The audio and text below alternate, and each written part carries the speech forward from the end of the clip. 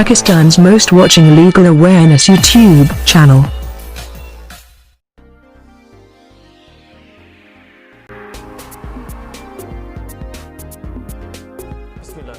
Alhamdulillah, Assalamu alaikum friends and viewers, I hope all are fine. This is Mubashir Iqbal Chauhan, Advocate High Court and Legal Lecturer. Series of legal lectures के अंदर हमारा आज का subject CPC, हमारा topic या question suit against government और public servant या public government officers. क्या गवर्नमेंट के अगेंस्ट सिविल सूट या डैमेजेस का सूट फाइल किया जा सकता है, या किसी पब्लिक ऑफिसर के अगेंस्ट कोई ऐसा सूट फाइल किया जा सकता है या नहीं किया जा सकता। सूट कब फाइल होता है? जब गवर्नमेंट या कोई पब्लिक ऑफिसर कोई ऐसा रॉन्ग कमिट करें, ऐसा कोई मिसकंडक्ट कमिट कर दें जिससे किसी शख्स के लिए बायस नुकसान हो। समटाइम ये भी होता है कि जनरली ये ड्रग रेगुलेटरी अथॉरिटीज़ या और ये ड्रग इंस्पेक्टर्स गलत चालान कर दें या ज़्यादा चालान कर दें जिससे किसी शॉप की, किसी पर्सन की डिग्निटी को नुकसान पहुंचे या उसका मटेरियलिस्टिक कोई नुकसान हो। तो किसी भी सूरत में क्या गवर्नमेंट के अगेंस्ट या किसी गवर्नमेंट ऑफिसर के अगेंस्ट सूट फाइल किया जा सकता है या नहीं? अगर किया जा सकता है तो किन ग्राउंड्स के ऊपर और किस तरीके से? गवर्नमेंट और पब्लिक ऑफिसर के ख़िलाफ़ जब भी सूट फाइल किया जाएगा, वो सूट किसी एक जर्नल पर्सन के ख़िलाफ़ जो सूट फाइल किया जाता है, एक नॉर्मल पर्सन के ख़िलाफ़ जो सूट फाइल किया जाता है उससे थोड़ा सा हट कर होगा। इसकी थोड़ी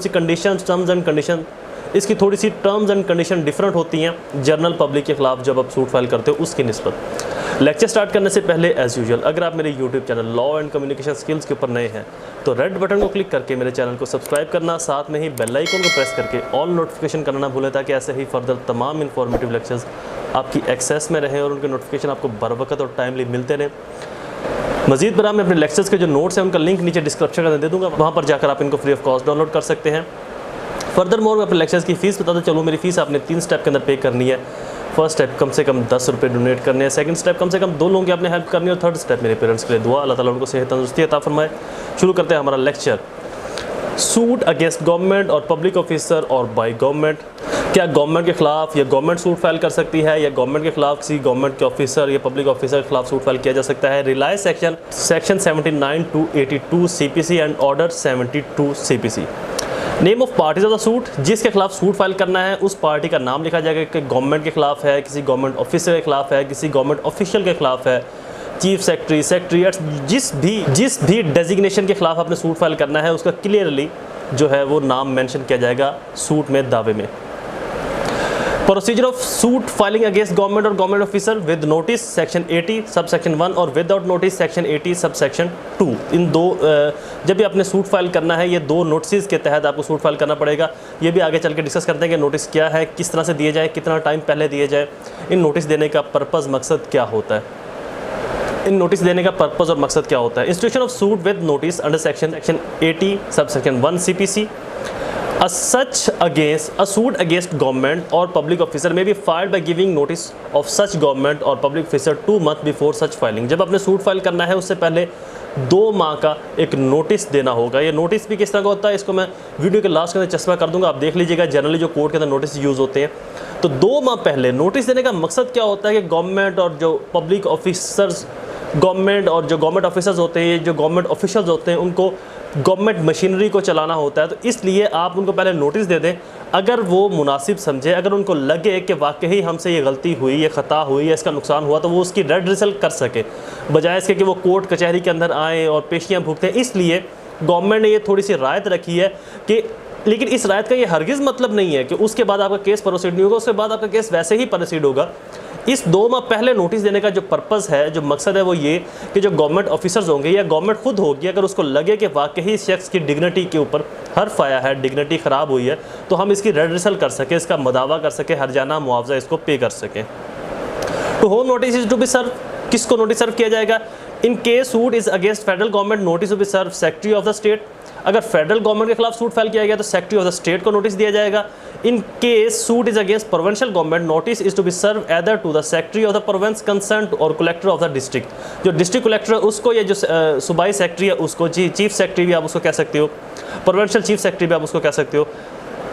इन case suit against railway the notice serve to the general manager. अगर रेलवे के खिलाफ सूट फाइल किया गया तो उसके जनरल मैनेजर को। In case suit is against public officer notice to be serve such officer और लेफ्ट एट हिज ऑफिस। अगर किसी पब्लिक ऑफिसर के खिलाफ गवर्नमेंट ऑफिशियल के खिलाफ सूट फाइल किया गया तो उसका जो नोटिस है उस डायरेक्ट उसी शख्स के लिए या उसके ऑफिस के एड्रेस के ऊपर सेंड किया जाएगा। कंटेंट ऑफ नोटिस, नोटिस के कंटेंट्स क्या होंगे, मवाद क्या होगा, नोटिस के अंदर लिखा क्या होगा। Cause of action, cause of action का मतलब है कि जिस वजह से ये बनाए दावा वजूद में आया है कि मुझे ये दावा करने की ज़रूरत क्यों पेश आई, मेरे साथ ऐसी क्या आपने मेरा नुकसान किया है, मेरे साथ ऐसी क्या कमी कोताही आपने बरती है, ऐसा आपने सलूक मेरे साथ किया है जिससे मुझे दावा करने की ज़रूरत पेश आई। तो जिस वजह से वो ज़रूरत पेश आई है, जो मेरा नुकसान हुआ, जिस वजह से मैं वो दावा फाइल कर रहा हूँ, उसका कंटेंट वहाँ पर लिखना ज़रूरी है ताकि उस बंदे को पता हो एटलीस्ट कि कब, और उस कंटेंट के साथ वो अगर मुनासिब हो तो दिन, तारीख, महीना भी आप वहाँ पर मेंशन कर दें ताकि उस ऑफिसर को या गवर्नमेंट को पढ़ने में, समझने में आसानी हो कि किस दिन क्या हुआ था और किसके साथ हमसे ये गलती सरजद हुई या ये कोताही हमसे बरती की। Description of the name of plaintiff, plaintiff का पूरा नेम, उसकी डिस्क्रिप्शन लिखी होगी, एड्रेस वगैरह एटसेट्रा। रिलीफ क्लेम, जो आप डिमांड कर रहे हो, जो आप क्लेम कर रहे हो, जो आप रिलीफ लेना चाह रहे हो दावे के तहत, वो आप नोटिस के अंदर भी लिखेंगे जिससे उस पब्लिक ऑफिसर को, उस गवर्नमेंट ऑफिशियल्स को, गवर्नमेंट ऑफिसर को, उस गवर्नमेंट को पता हो कि आप रिलीफ क्या लेना चाह रहे हैं, क्या आपका जो रिलीफ है वो जायज़ है, वैलिड है या नहीं। Object of the notice to given sufficient time of government public officer that he may consider the position and decide whether claim of plaintiff should be accepted or defended. Note, where the expiration of period 2 months the plaintiff claim remains unsatisfied, the plaintiff is then allowed to institute a suit. Notice का मतलब है कि उस government officer या government को ख़बरदार करना कि अगर आपने मेरी रेडिसल नहीं की, अगर आपने मेरा मदावा नहीं किया तो मैं आपके खिलाफ कोर्ट के अंदर जा सकता हूं या जा रहा हूं। ये 2 माह का टाइम है आपके लिए, इसके दौरान आप मुझे मेरा क्लेम जो है वो दे दे, मेरी डिमांड दे दे, मुझे मेरी रेडिसल प्रोवाइड कर दे। अगर गवर्नमेंट या पब्लिक ऑफिसर रेडिसल दे भी देता है और प्लेंटिफ जो है, जो सूट फाइल करने वाला शख्स है, वो सेटिस्फाइड नहीं, तब भी वो कोर्ट से 2 माह के बाद रुजू कर सकता है। Institution of suit without notice, without statement of delivery of notice under section 80 subsection 2, court shall allow not less than 3 months to the defendant to return statement. अगर नोटिस सर्व नहीं किया गया, 2 माह का डायरेक्टली केस फाइल कर दिया, तो इस सूरत में कोर्ट जो है डिफेंडेंट को 3 माह का टाइम ज़रूर देगी रिटर्न स्टेटमेंट के लिए, तहरीरी बयान अपना कोर्ट के अंदर सबमिट करवाने के लिए उस सूट के against. Procedure by the government public officer as a plaintiff defendant, procedure क्या होगा अगर गवर्नमेंट या पब्लिक ऑफिसर प्लेंटिफ है या डिफेंडेड है। Sign of plaint and return statement के ऊपर या प्लेंट के ऊपर, प्लेंट पहले बनाए दावा होती है, फाइल की जाती है, उसके जवाब में जो स्टेटमेंट आती है that is called return statement, उसके ऊपर में साइन होंगे। Verification of plaint and return statement, plaint और रिटर्न स्टेटमेंट को वेरीफाई किया जाएगा, ये मेरी ही है, मैं ही इसको लिख रहा हूँ, उसका एफिडेविट होता है साथ लगा हुआ। Fix of the day of appearance on behalf of government, time और दिन फिक्स किया जाएगा गवर्नमेंट के बिहाफ के ऊपर रिटर्न स्टेटमेंट का जवाब देने के लिए। एक्सटेंशन ऑफ टाइम को बढ़ाया जा सकता है। Procedure in case against public officer, if the government undertake defense of some suit against public officer, government pleaders should apply to court at the time when he is furnished with authority to appear and answer plaint. अगर government चाहे तो public officer की behalf के ऊपर भी अपना जो advocate है, चाहे वो अटॉर्नी जनरल है, एडवोकेट जनरल है या ADPP, additional district public prosecutor etcetera, इनको किसी पब्लिक ऑफिसर की बिहाफ के ऊपर भी कोर्ट में पेश करवा सकती है। बाकी सेम प्रोसीजर इसका वही होगा गवर्नमेंट वाला। Execution procedure by against government और public officer, time of extension of degree का जो टाइम है, when the degree is against some public officer in respect of that act which he has done in this official capacity, time should be specified in decree within which degree should be satisfied. Reporting of the case, extension after reporting of the case. Execution procedure by or against government और public officer, अगर degree plaintiff की हक में, किसी शख्स की हक में फेवर में हो जाती है तो उसकी एग्जीक्यूशन कैसे होगी। Time for the execution of degree, court उस टाइम को डिटरमाइन करेगी कि कब तक इसको एग्जीक्यूट करना है। फॉर एग्जांपल कोर्ट ने गवर्नमेंट को या किसी पब्लिक ऑफिसर को 2 लाख या 3 लाख हर्जाना कर दिया कि आपने शख्स को देना है इसकी रेड्रेसल के तौर के ऊपर, तो कोर्ट टाइम डिटरमाइन करेगी।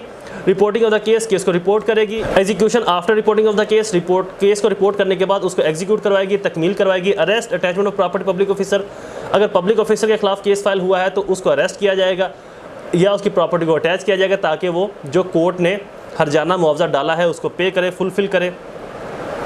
Law regarding cost, plaintiff is not entitled to cost. Law regarding cost, इसके अंदर जो प्लेंटिफ है वो इंटाइटल नहीं होगा कोस्ट पे करने की। नेक्स्ट हेडिंग है जी preclude remarks, question is complete. I hope ये लेक्चर आपके लिए फायदेमंद साबित हुआ होगा। मजीद ऐसे ही इन्फॉर्मेटिव लेक्चर देखने के लिए मेरे चैनल को सब्सक्राइब जरूर करें, हमारी वीडियोज़ को लाइक और शेयर जरूर कर दिया करें अपने तमाम सोशल सर्कल में, अपने दोस्तों के साथ, अजीज़ों कारब में। दोबारा हाजिर होंगे एक नई सीरीज़ में एक नए लेक्चर के साथ, तब तक मुझे अपनी दुआओं में ज़रूर याद रखें। अल्लाह ताला आप सबका हामी और नासिर हो। वस्सलाम।